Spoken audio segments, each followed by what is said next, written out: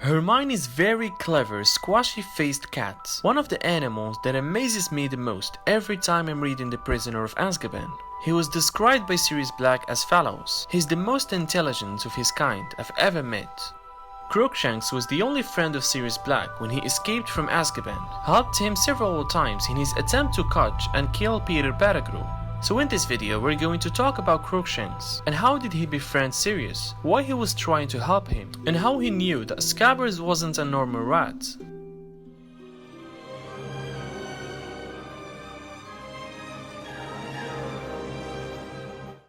Crookshanks was purchased from Magical Menagerie by Hermione Granger. She had originally gone there seeking an owl, but Crookshanks jumped from the top of the Hyatt's cage and landed on Ron's head, because maybe the cat saw a normal rat on Ron's hands. But the story is more than that. The owner of the place informed Hermione that he had been there for quite some time, and that nobody wanted him, and thus Hermione took Crookshanks and adopted him. She took Crookshanks to Hogwarts School of Witchcraft and Wizardry with her. Crookshanks spent his first year at Hogwarts, being kicked, sat on, and repeatedly shouted at by Gryffindor students. But the mysterious story begins when Crookshanks met Sirius Black in his animagus form. He immediately took a trusting of Sirius, meeting with him on the Hogwarts grounds several times. The friendship Crookshanks and Sirius had took a long time to develop, since Crookshanks did not completely trust Sirius from the beginning. Eventually, Crookshanks found an ally in the escaped convict Sirius Black of all people, disguised as Padfoot, finally having someone understand him. But how could Sirius Black befriend Crookshanks anyway?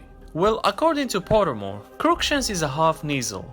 The Kneazle is intelligent, independent, and occasionally aggressive, though if it takes a liking to a witch or wizard, it makes an excellent pet. The Kneazle has an uncanny ability to detect unsavory or suspicious characters and can be relied upon to guide its owner safely home if they are lost. Add to the fact that Crookshanks was smart enough to be capable of making the connections. His magical and animal instinct were telling him to know that Sirius was not an animal from the beginning. The book also states that Sirius and Crookshanks could communicate extremely well. Finally, I managed to communicate to him what I was after, and he's been helping me. I don't know how they communicated, but it's obvious that they could, and in great detail. Throughout the year, Crookshanks actually contributed to the unmasking of Peter Pettigrew. Crookshanks attacks Peter in his animagus form of scabbers, causing him to seek hiding places. Crookshanks would even try to sneak into the Gryffindor boys' dormitory to seek him out. That wasn't all actually. He once stole the password to Gryffindor Tower from Neville Longbottom to help Sirius get into the castle for killing Peter. Crookshanks helped Sirius lure Harry, Ron, and Hermione into the Shrieking Shack. He even attempted both to steal Harry's wand and attack him, and when both failed, set himself over Sirius' heart.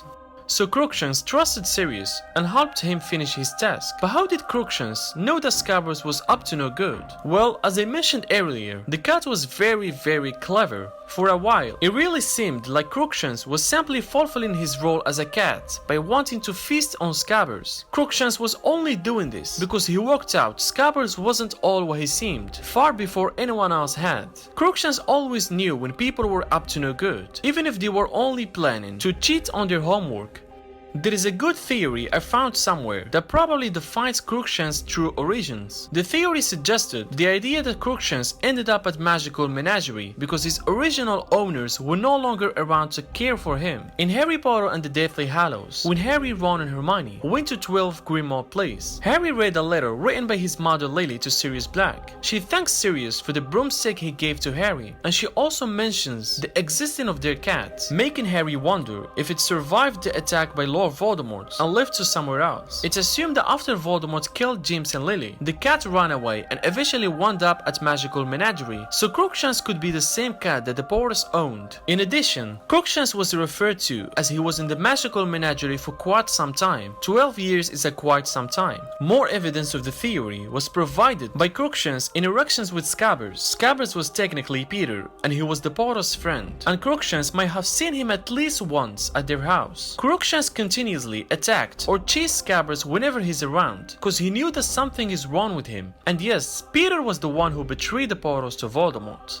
The cat eventually encountered Sirius Black and tried to help him, and again, Crookshanks recognized him as one of the Potters' friends, and the fact that Sirius was really close to the Potters and would sometimes go to their house and maybe play with the cat.